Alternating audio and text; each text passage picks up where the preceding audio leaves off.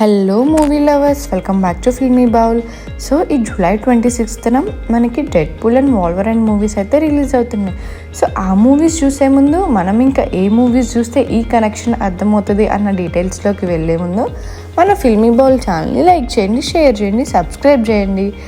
So coming to the video, July 26న మనకి Deadpool and వాల్వరైన్ movies అయితే థియేటర్లో రిలీజ్ అవుతుంది.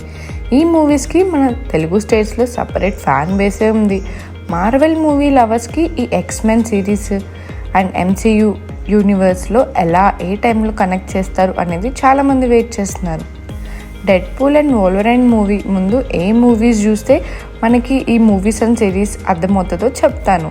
సో ఇంకా ఎలాంటి హాలీవుడ్ కంటెంట్ మన ఛానల్లో ఇకపైన వస్తూనే ఉంటాయి. ఇంకా ఈ మూవీస్ చూసే ముందు ఫస్ట్లీ మనం చూడాల్సింది X-Men 2000 and X2 X-Men United అని చెప్పి 2003లో వచ్చింది కదా అది. Next X-Men the last stand 2006. Next Wolverine 2013.